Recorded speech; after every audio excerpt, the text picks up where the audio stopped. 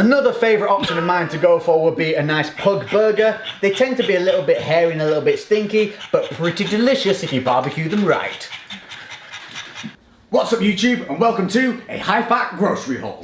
So in front of me I've got laid out some of my favourite foods that I've utilised to change my diet from a high-carb, low-fat to a high-fat, lower-carb. The reason I did that was I was struggling to eat all the food and calories that I needed, and by having a higher fat diet and a lower carb, you can actually get more calories in smaller portions. So today we're going to look at some of my favourite food choices to keep things healthy and fun.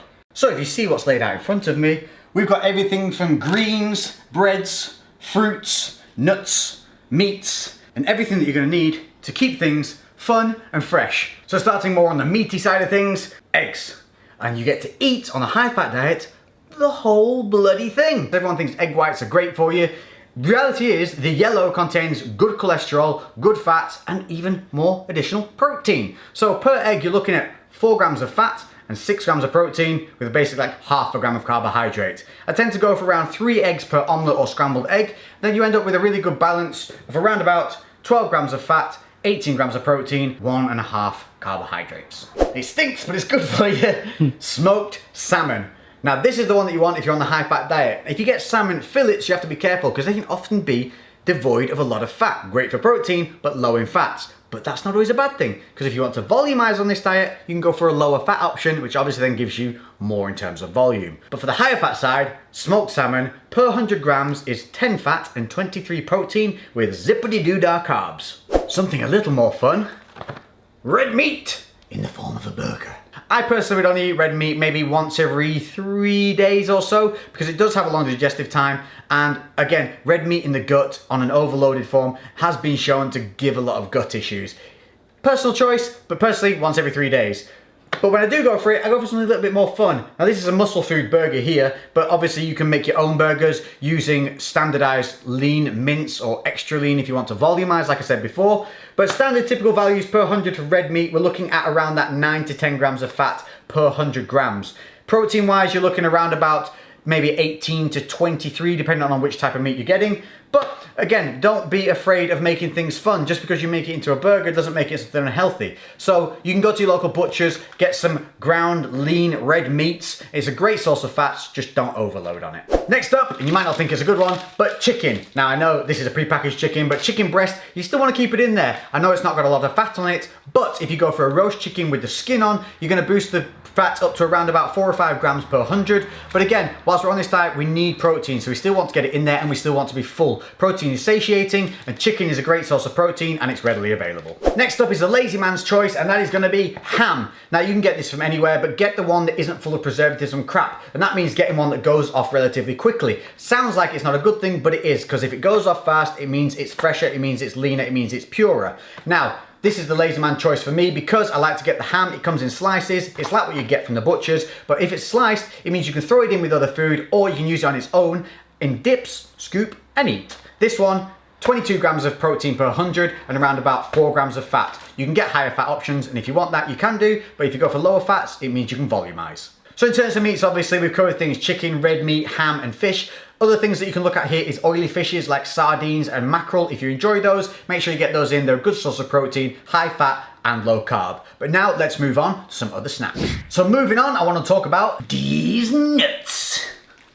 So obviously a variety of things on the market in terms of the nuts that you can choose from. Some little Graze pre-packet things are great for snacking on. Also, think about things that are honey-covered cashew nuts. These are great pre-workout because you're going to add some carbs and fats in, so a handy little snack.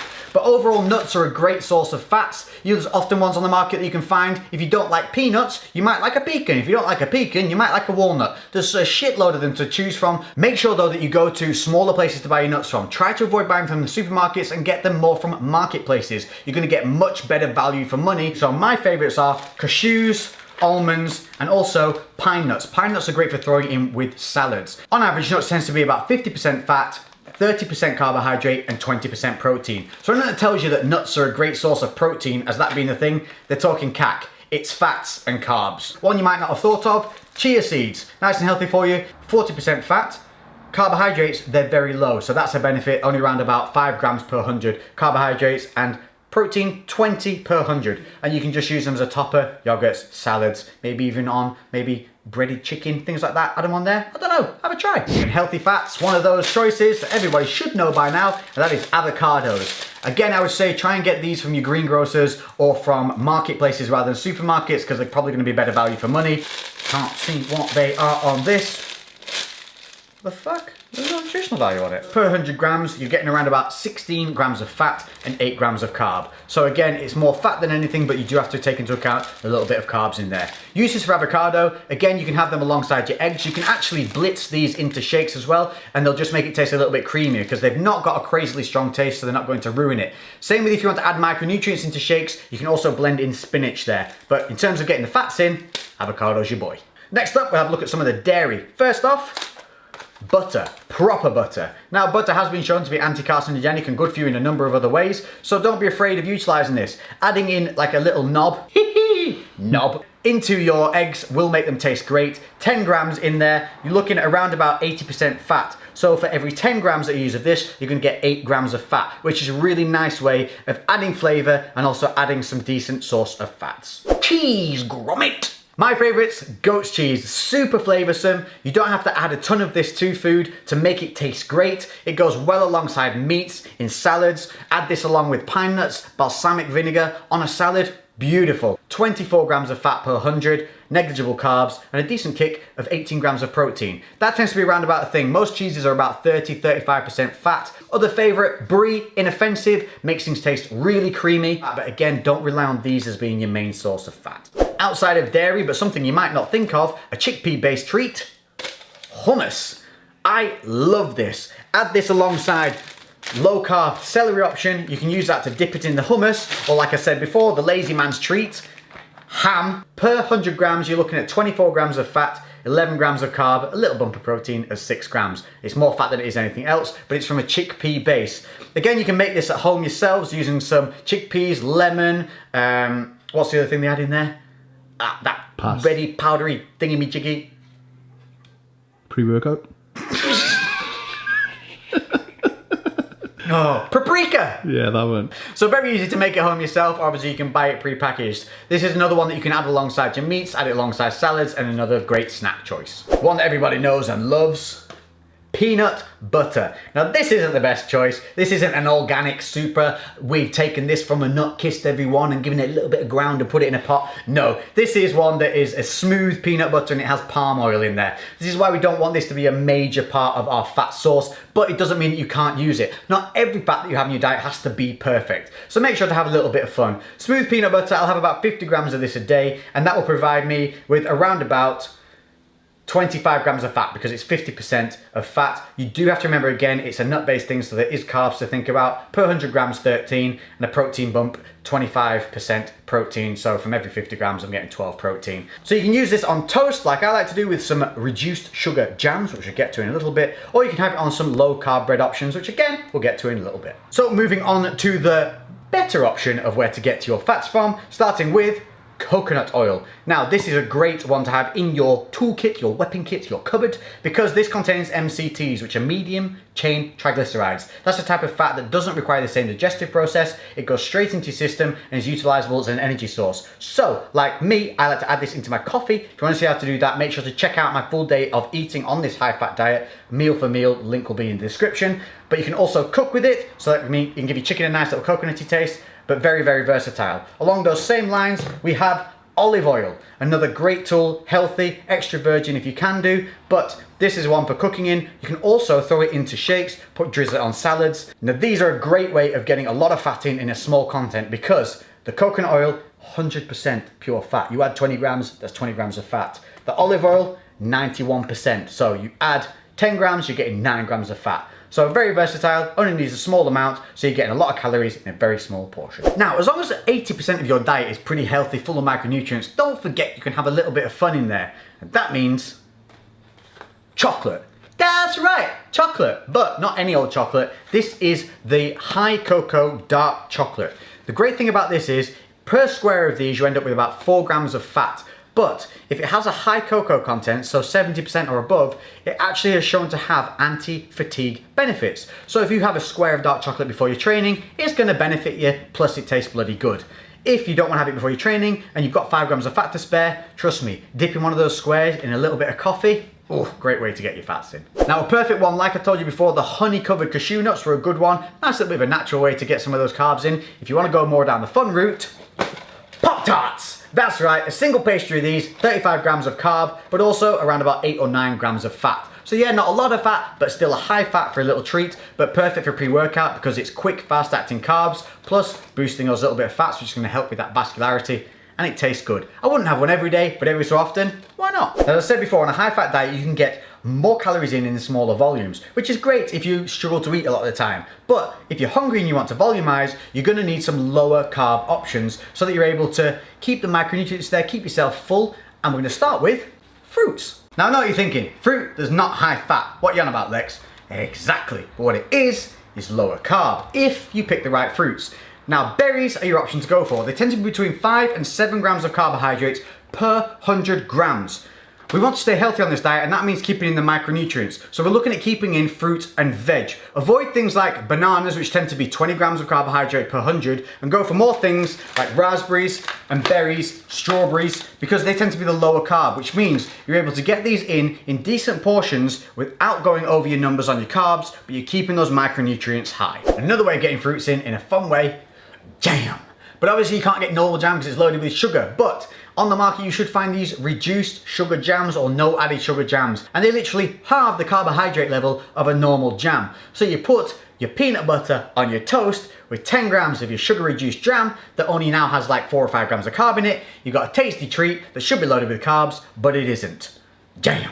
Now if you're like me and you like wrapping stuff in bread, or you like sandwiches or manwiches, but obviously bread is a high impact source for carbohydrates, so often it's a waste. Options here, Joseph's, lavaches, and breads and things like this that are made from flaxseed and high fiber. Each one of these, which is bigger than my entire head, not far off my entire torso, man bib, 8 grams of carbohydrates in an entire wrap. That is crazy, and the best part of it is, it's not a weird thing that like tastes odd or feels weird. It genuinely tastes and feels like a normal tortilla wrap. And they do these pittas, this per pitta, 7 grams per pitta in this, 8 grams per huge bloody big thing in this. These are a great option to be able to wrap your meats and get some tasty burrito-y style treats or pitta dips, or you know what I'm saying, bread. And if you're like me and love yogurts, you think, bugger me, I can't have yogurts on a high fat, low carb diet. Yes, you can. Not only can you have them, but they're gonna be a good protein source. Kvarg and skyr. Remix. Quarksy. These are around about 18 to 20 grams of protein per pot. They're only around 4 or 5 grams of carbohydrates, and fats, they're low in fat as well, but this is the point. It's a protein kick that's a low fat, low carb, great snack option to add in there as a dessert or just a cheeky treat. Now if you like me and you love your coffees, this is fantastic. Almond drink, this is 0 carb, all fats. Add this into your coffees, it makes a really nice flavor. You can also get soy and you can also get oat milk. They're all good options for you to be able to keep enjoying your coffees every day without adding the carbs that milk would add. Plus, sucrin. Now this is almost, looks like sugar, tastes like sugar, almost even feels like sugar, but it is a natural sweetener that you can utilize that doesn't have that weird aftertaste that many of them on the market do. Now we do have a link for this one for you. It'll be in the description below because it can be a little bit awkward to find, but you hit that link, it'll take you straight through. 1 spoon of this is equivalent to a spoon of sugar, but 0 carbs. Now just because you're on a high fat diet doesn't mean that you shouldn't be getting in your greens. Vegetables, spinach, celery, they're all great because they're low carb, they're low fat, but they're high in macronutrients. So you can pack out your meals, you can volumize, salads, rocket, add some balsamic vinegar, add some of the goat's cheese, use the celery to dip into hummus. You know what I'm saying? Keep your veg in there. You've been able to keep your fruit in like I've shown you. Take your low carb options of fruit. There's no reason you cannot stay healthy on a high fat diet. So keep your macros, keep your greens, and stay healthy. That should suit all those people that are like, high fat diets are all bad for you. What you want when you're doing things that are low carb is something that gives you a lot of flavor, a lot of impact in your meals, but doesn't smash those carb macros. Things like pickles, pickled onions, all stuff like that is great. They have a very low impact, they're very low carb. You're looking per 100 grams, carbohydrate 12, but you're not gonna use 100 grams of these. Each pickle is probably gonna weigh around about 15 grams, 10, 15 grams, so you're looking at like 1 or 2 carbs per pickle. But you slice one of those up, throw them in a salad, throw them on your burger, throw them in the meats. They're gonna add a punch of flavor, but not take up a lot of your macros. And that's it. I think that's everything for now. I mean, it's pretty much a good scope on how you can switch from one to the other. There's some of my favorite ideas in there to be able to take you to a higher fat diet, keeping things healthy, keeping them balanced, and keeping them enjoyable, because that's what it's about. Remember, all of this crap, diets, training, everything goes around your life. Your life doesn't go around the diet. Keeping the balance means keeping consistency, and consistency over time means gains.